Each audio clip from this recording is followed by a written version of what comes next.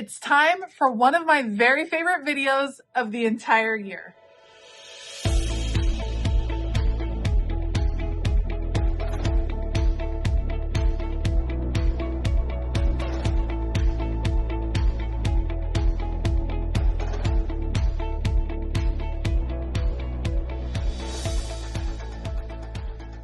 Hey y'all, I'm Elisa, the Scrappy Wife behind ScrappyWife.com, and again, this is one of my favorite videos of the whole year because I'm going to put together my catch-all planner for 2025. I love putting together a brand new planner. There's just something special and fresh and wonderful about, setting up a planner for the new year. So I thought I would bring you guys along with me. I'm going to talk you through all of the inserts I'm using and why I'm using them and get this planner set up. So if you are interested in seeing how I'm going to set up my 2025 catch-all planner, stay tuned. Let's start out by talking about what is a catch-all planner. For me, a catch-all planner is going to be a planner that I use for my family schedule and my personal schedule, and it's going to have a few other elements in it that I like to track during the year. I differentiate my catch-all planner from my work planner, which is totally separate, and my faith planner, actually faith planners, which I also use completely separate. So you'll see I'll have setup videos for all of my different planners and including a full lineup video, all of that. But my catch-all video is going to, my catch-all planner is going to house my family schedule, my personal schedule, some health and wellness, some journaling, things like that. And so that's what we're going to work on today. I always start out with a cover. This is my cover that I'm going to use for 2025. This is a new cover that I designed that I'm hoping to bring to my shop at the beginning of 2025. It is inspired by Wicked. I think it is so pretty. And so that is what I'm going to start out with. I like to start out with the cover and the discs. I'm going to use these kind of sage green discs because, again, I think they work really well with the cover. I change out my covers all of the time. I also tend to change my planner up month to month because I believe that your planner needs to be functional for the season of life you're in, and that doesn't necessarily stay the same throughout the year. So changing things up is kind of my forte, kind of something I love to do, but I think that is so, so pretty. Loving this cover. I'm pretty darn excited about it. So we're going to start with the cover, and then I'm going to add in some dividers. This is something else that I'm hoping to bring to my shop in the near future. These are a nice, strong plastic divider. I use them because I like to change out the background of my dividers, and I'll show y'all what I'm talking about seasonally. And so instead of getting a whole new set of dividers each and every time, I love having some frosted dividers that I can change up and just leave those in there and then add some new backgrounds. So let's talk about the backgrounds. We're going to keep it simple to start the new year. And I'm going to use these papers. These are from, I think these are Vicky Bouton papers. I'm going to take a second and cut these down to 7 inches wide, 9 1/4 inches tall. I'm going to punch them, and then we're going to pop them into the planner behind each of the different sections. Let me go ahead and grab my paper trimmer.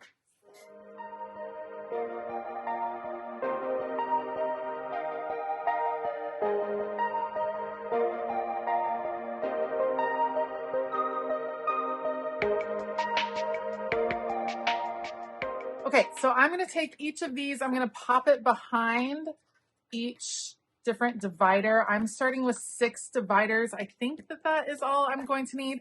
But see, you get the impression of it behind. This is a frosted divider, so it's not completely clear, but that is totally fine with me. These are fun, add a tiny little bit of color, but are also relatively neutral so that I can add to them. I'll probably decorate them, add titles, things like that. But I'm not going to do that in this video. In fact, the whole month of January, my patrons and I are working on setting up for planner success for 2025. We're going to do all the things to make sure our planners are ready to go. And that's going to include some personalizing of our planners. And so that'll be something I probably work on during that time. I also think that week between Christmas and New Year's is a fabulous time to dig into your new planner, to have fun personalizing it, getting it all set up. So that's what I will most likely be doing at that time. Okay, so I have the different sections. We're going to label them later, but let's talk about what is going to go in each section. So the first thing I do a Franken planning system, which means I combine different planner elements from different planner inserts. I put them all together to create the perfect planner for me. And because I use that system, I do not keep all 12 months in one planner. I change things out month to month, which a lot of people asked, if you only keep 1 month in your planner, what do you do for planning long term? We all know doctor's appointments, orthodontists, meetings, things get scheduled sometimes months in advance, vacations, things like that. And you need to be able to keep track of that, but maybe you're not ready to actually write it in your planner because you're a decorative planner and you like to wait till you decorate that page. Well, the way I work through that is by using these. These are my monthly inserts. It is a 1-page insert. And what I use it for is I will have them dated for the whole year. So let's see, January, February, March, April, May, June, July, August, September, October, November, and December. So I have those in here. I'll take the time to go through, write the month, the year, and go ahead and just date these. I'll probably just do that by hand instead of using stickers because it'll be fast. And then I have these at the very front of my planner. That allows me to very easily write in, sketch in things that are going on so that I don't lose track if things kind of come up way early. So if I, all of a sudden have to schedule an orthodontist appointment for next October 2025, I can go ahead and write that in. I can write in the kids' school schedule, all of that business. So I find it really helpful to have this in advance. So that is going to be great. And I keep it in the very first tab divider so that I can get to it right away. That's what I would call my year at a glance, if you will. So after the year at a glance, then we get into my month. This is where I have a double page monthly spread, and then I do the weekly spreads that we all know and love. I am actually going to be trying out or using, not trying out, I'm going to use my checklist planner for 2025. The checklist layout, let me grab this one. Okay, let me show you what I'm talking about. This is the checklist layout. I'm pretty excited about using the checklist layout. I find it to be very functional. So we have the monthly right here. What am I going to put here? Well, this is where I'm going to do some different things. We'll talk about it as I kind of go and get this set up. Okay, so I like to use Post-it notes as I'm making a plan for my planner because like I said, I'm not going to make y'all watch the whole setup here. But for this page, this is going to be my currently page. So that's going to be, what am I currently doing? Goal for 2025 is to actually do my currently pages. I'm pretty excited because I think I'm going to pre-decorate all of my currently pages using this collection from Simple Stories. I think we're going to see. I'm excited about this collection. It's called Noteworthy. There's one for every month of the year. And I think it would be pretty awesome to get to use this and have like a cohesive look for currently pages throughout the entire year. We'll kind of see how that goes, but that is kind of my plan. So this is going to be the currently page. Then you go straight into the month. This is your typical monthly layout. It's undated. I like to use undated inserts because, like I said, I change things up every now and then. So I want to be able to have that flexibility and not feel like I'm wasting paper by using a bunch of dated planners. And then we go straight into, oops, this one is missing a page. Let me grab the page it's missing. Sorry, I'm pulling from a set that I was already kind of playing with. So then with my planner inserts, the month is separated. So you have the monthly pages and then there's 2 dot grid pages. With these 2 dot grid pages, that is where I'm going to do a couple of different things. So first of all, I have these brand new monthly trackers, which I'm pretty excited about as far as tracking some habits that you or may be working on, especially here at the beginning of the new year, for new goals, things like that. So here's what I am thinking. This is going to be a goals page. Goals, and we're going to stick with kind of some personal goals right there. Going into habit trackers, because I think that those two are very related. Then you have the monthly reflection on how it went with the goals. And then this page is going to be monthly highlights. I don't know if I'm going to do pictures for my monthly highlights, if I'm just going to have a list.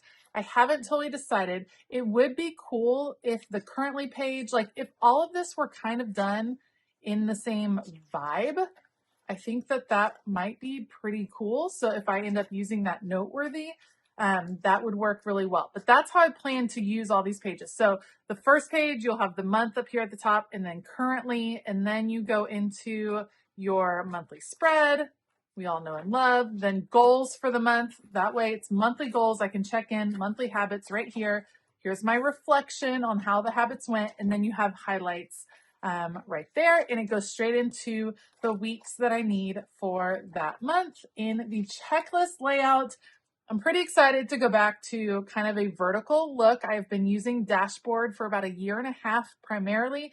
I've also used Bullet Journal last year, which was fun. I may go back to that. But we're going to start with the checklist. This is how I set up my verticals normally anyway, with a bulleted checklist down here. So I think that's going to be perfect. I'm excited to use that for the coming year. So all of that is all set up. I think I need, oops, I put this in the wrong, this will go here. Ta-da. Okay, so that is all set up. So far we have the monthly, which is, or sorry, the yearly. This is like year at a glance. Then we go into month, meaning breaking down my months and my weeks. And then the next divider, let's move this over, is where I put daily pages. So I have fallen in love with daily planning. It helps me out so much when I have the moments, have the time to sit down and spend a little bit of time creating a daily plan. I do this on the weekdays and I use a couple different layouts. This is my daily dashboard layout, and this, which is another layout that's currently sold out, but I'm trying to restock it in my shop. And then this is the daily journaling layout. I alternate between the two of them. So we'll start, and I'll just put these in back and forth. I use a daily page on weekdays. So I have a routine. The kids head off for school, and I'm sitting down with my catch-all planner and my work planner, and I kind of work through both planners. And I take time to fill out a daily page. The daily page is going to bring together work tasks and personal tasks. It gives me a little room for journaling, specifically journaling some gratitude and just maybe doing a little bit of a brain dump, because when the morning is stressful or when there's a lot going on, it can feel really nice to just take a moment, sit with your cup of coffee and just put it all out on paper, whether it's a to-do list, whether it's emotions, whatever the case is. That journaling time is pretty key for me in the mornings, especially on, like I said, those busy weekday mornings. So I like having the daily pages in my planner. I use them on weekdays. I generally don't get to them on the weekends because, you know, it's a slower start. It's a different morning on weekend mornings, but we're just going to pop those in. And I use them on a regular basis. So I set up my planner in a very specific way. It starts big with the year, gets slightly more focused, months and weeks, and then gets to daily. So I have it set up in that order for that purpose because it kind of starts zooming in on what needs to be done. So that is perfect. Okay, all set up for that. Then, like I said, this is my catch-all planner. It's not just schedule and tasks, but I like to track some other things within my planner. So that would include fitness. I have been tracking fitness for a while, and I also want to include wellness again with that. So I'm pretty good at tracking my movement. I love exercising. I love running. It makes me feel good. It's something I do on, several times a week. And I track my rings with my Apple Watch. I do all of that in my fitness layout. So I have some Apple Watch stickers that go here. I track that. I set a fitness goal for myself for the month. And then I track my fitness each and every week, including some specific goals for the week. And this has been working out so well for me. What I'm not great at is wellness tracking. That is something that I struggle with. I don't do a great job of taking care of myself week in and week out. It's just not something that I'm great at. And so I'm going to use the wellness tracker this year. We're going to put them under the same tab, fitness and wellness, all together. Wellness tracker. This is going to allow me to track sleep. That is something that's really important. To brainstorm some self-care activities for that week. I think self-care can look different for every person, and again, different seasons. So that is going to be really important. This is a habit tracker specifically for self-care. So for me, it's going to sound silly, but like washing my face at night is something that I'm not awesome at doing. So like taking care of myself, doing some things like that, giving myself reading time, not having extra caffeine in the afternoon. There's some different things, and then a gratitude list for that as well. On the back of the wellness layout is a dot grid. I'm not totally sure what I want to use this for. I'd love to hear your ideas on how you might use this. I'm thinking that this might be a great place to do almost like symptom tracking, health tracking, how I'm physically feeling. So I'm going to write symptom tracking. It's not that I have specific symptoms I need to track, but maybe tracking how I'm feeling each day with some sort of simple layout might be really helpful.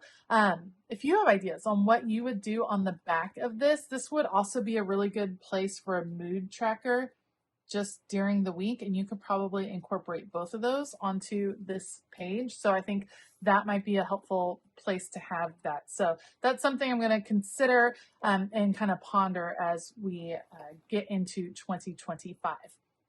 Which brings me to a good point. Your whole planner doesn't have to be set up perfectly for January 1st, 2025. I think we put a lot of pressure on ourselves to find the perfect planner, to get it all set up, to be ready to go. But the truth is, a great planner is kind of always in flex, in motion. It's always adapting to what your needs are in that time. And so if you are not ready to set up your 2025 planner, that is totally okay. You do not have to rush it at all. Okay, so let's see. Let's review. We got the year, month, day, and then we have, this is the fitness and wellness. And then our next tab is going to be creative journal. Yay! Okay, the creative journal is just a place, like I said, I come to this in the mornings. My creative journal is a place where I can just take a moment to kind of maybe even emotionally brain dump, like just get a few words onto the page so I can start my day. It's very helpful to me.